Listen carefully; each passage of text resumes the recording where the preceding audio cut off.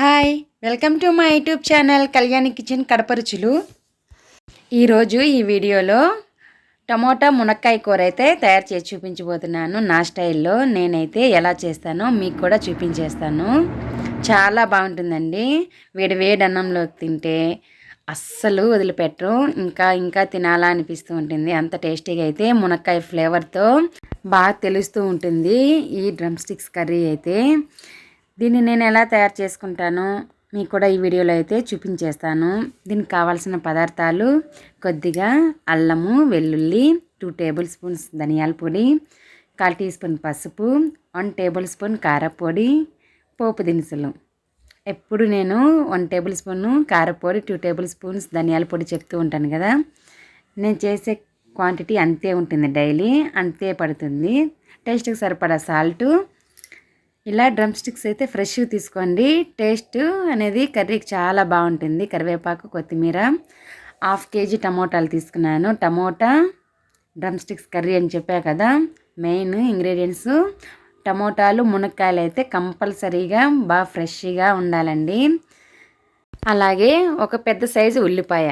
ఇవన్నీ చిన్న చిన్న ముక్కలుగా కట్ చేసి పక్కన పెట్టుకోండి. వాష్ చేసుకొని శుభ్రంగా స్టవ్ వెలిగించి కడాయి పెట్టేసుకొని నేనైతే 2 గరిటెల ఆయిల్ వేస్తున్నాను. ఆయిల్ అనేది మీ ఇష్టము, ఎంతైతే వేసుకుంటారో అంతైతే వేసుకోండి.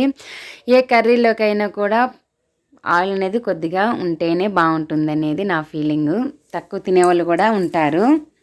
నేనైతే ఆ కర్రీకి సరిపడైతే వేసాను. ఎక్కువ లేదు, మరి అంత తక్కువ లేదు. పోపు దినుసులు వేగిన తర్వాత అల్లము, వెల్లుల్లి ఫ్రెష్గా అయితే దంచుకోండి. ఎప్పుడైనా సరే ఏ కర్రీలో వేసినా అప్పటికప్పుడు దంచుకొని దాని ఫ్లేవర్ తెలుస్తూనే ఉంటుంది. ఆ కర్రీ సూపర్గా వస్తుంది టేస్ట్ అనేది. ఈ విధంగా అల్లం, వెల్లుల్లి వేగిన తర్వాత సన్నగా కట్ చేసి పెట్టుకున్న ఉల్లిపాయ ముక్కలు కూడా వేసి కొద్దిసేపు వేయించుకున్న తర్వాత కరివేపాకు కూడా వేసేయాలి. అది కూడా బాగా ఒకసారి మిక్స్ చేసుకొని తర్వాత మెయిన్ ఇంగ్రీడియంట్ వచ్చేసి మునక్కాయలు వేసేయాలి. మునక్కాయలు ఫ్రెష్గా తీసుకోండి, చాలా బాగుంటాయి. మనం ఫ్రిడ్జ్లో స్టోరేజ్ పెట్టుకున్నా లేదా మార్కెట్ నుంచి తెచ్చి 2-3 రోజులు బయట పెట్టున్నా ఇవి వాడిపోతాయి. అవి చేసుకున్నా కూడా అంత టేస్ట్ అయితే ఉండదు. అప్పటికప్పుడు ఏదైనా చేసుకుంటే బాగుంటాయి వెజిటబుల్స్, ఏ కూర చేసుకున్నా. కొద్దిగా సాల్టు, పసుపు వేసి ఒకసారి బాగా మిక్స్ చేసుకోవాలండి. ఒక 2-3 నిమిషాలు మునక్కాయలు ఈ పోపులో వేయించడం వల్ల మునక్కాయలు పోపు బాగా ఫ్రై అయ్యి కర్రీకి మంచి టేస్ట్ ఫ్లేవర్ అయితే వస్తుంది. మెయిన్ ఫ్లేవర్ అనేది భలేగా తెలుస్తూ ఉంటుంది ఈ కర్రీకి మునక్కాయ అనేది. ఒక 3 మినిట్స్ అయిపోయిన తర్వాత కట్ చేసి పెట్టుకున్న 1/2 కేజీ టమాటో ముక్కల్ని నేను ఈ సైజులో అయితే కట్ చేసి వేసాను. మీరు ఇంకా సన్నగా తరిగి వేసుకోవాలనుకుంటే వేసుకోవచ్చు. ఆల్రెడీ మనం మగ్గించేస్తాం కాబట్టి అవి మగ్గిపోతాయి. మనకెందుకు చేయి నొప్పి, మరి అదొక పని అని నేను అనుకుంటూ ఉంటాను. నేను ఏ కర్రీ చేసినా కూడా అందులో టమోటాలు ఈ సైజే కట్ చేసి వేస్తాను. ఎందుకంటే అవి ఎలాగో ఉడికిపోతాయి కదా, టైం వేస్ట్, ఈలోపు ఇంకో పని అవుతుంది కదా అనేసి అయితే అనుకుంటూ ఉంటాను. హై ఫ్లేమ్లో టమోటాలు మగ్గించుకోవాలి. మనకి సాఫ్ట్ అయ్యాయి కదా, ఈ విధంగా ఒకసారి బాగా మిక్స్ చేసుకుంటూ ఉండండి. అక్కడక్కడ టమోటా ముక్కలు తగులుతూనే బాగుంటుందండి తినేటప్పుడు. రైస్లో ములక్కాడలు, టమోటాలు అక్కడక్కడ తగిలితేనే బాగుంటుంది. మరీ పేస్ట్ లాగా అయిపోతే అది అంతగా నాకు నచ్చదు. అందుకని ఈ విధంగా చేసుకుంటూ ఉంటాము.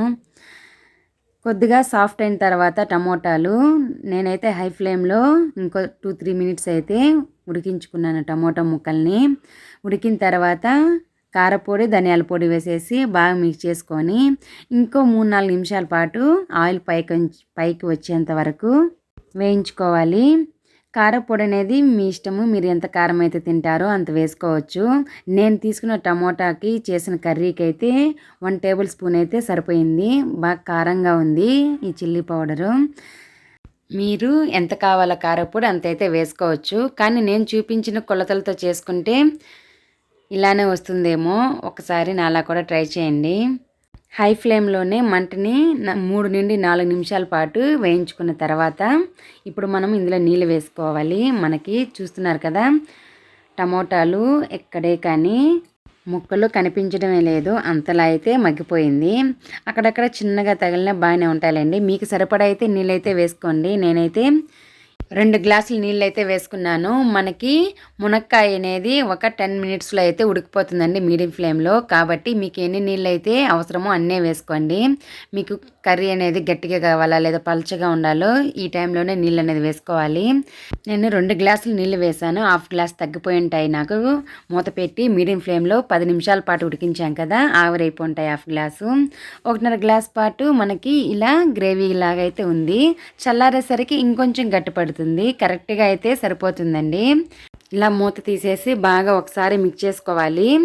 నేను 10 నిమిషాలు అయిపోయిన తర్వాత మీకు చూపిస్తున్నాను, లెంత్ ఎక్కువైతుందని వీడియో. మునక్కాయలు మనకి పర్ఫెక్ట్గా అయితే ఉడికిపోయాయి 10 మినిట్స్లో. ఇప్పుడు నేను మీకు చూపిస్తున్నాను చూడండి. ఒక మునక్కాయ తీసి చూపిస్తున్నాను. టమోటా మునక్కాయ కూర అయితే వేడివేడిగా ఉంది, కాలిపోతుంది. చూపించాలంటే అవడం లేదు. చూస్తున్నారు కదా, హోల్ అయితే పడింది. అలా మనకి ఎప్పుడైతే మునక్కాయ ఉడుకుతుందో అలా హోల్స్ పడతాయి. మునక్కాయలు సాఫ్ట్గా కుక్ అయిపోయాయి. అంతే అండి, నేను స్టవ్ అయితే ఆఫ్ చేసేస్తున్నాను. కొత్తిమీర వేసేసుకొని ఇలా కొత్తిమీర బాగా గుప్పెడు వరకు వేసేయండి, ఒక కప్పు వరకు. టేస్టీగా భలే ఉంటుంది. కొత్తిమీర వేయడం వల్ల ఎందుకో ఎక్స్ట్రా ఫ్లేవర్, ఎక్స్ట్రా టేస్ట్ కూడా వస్తుంది. అలా వేసేసి ఒకసారి బాగా మిక్స్ చేసుకోవాలి. కొత్తిమీర ఎందులో అయినా కొద్దిగా ఎక్స్ట్రా వేసేసుకోండి, బాగుంటుంది. స్టవ్ అయితే ఆఫ్ చేసేస్తున్నాను. ఇంకంతే అండి, రెడీ అయిపోయింది టమోటా మునక్కాయ కూర. నేనైతే ఈ విధంగా చేస్తాను. అంతే అండి, టమోటా మునక్కాయ కూర అయితే రెడీ అయిపోయింది. ఒక 20 నిమిషాల్లో అయితే వెజిటబుల్స్ అన్నీ కట్ చేసుకొని కర్రీ అయితే చేసేసుకోవచ్చు ఈజీగా. అంత ఈజీ ప్రాసెస్లో చూపించాను. అంత టేస్టీగా ఉంటుంది. చూడడానికి చాలా సింపుల్ ఇంగ్రీడియంట్స్ అయినా కూడా ఏం టేస్టీగా ఉంటుందిలే అని అయితే మాత్రం అనుకోవద్దండి. ఒక్కసారి ట్రై చేసి చూడండి, మళ్ళీ మళ్ళీ చేసుకొని మరీ తింటారు.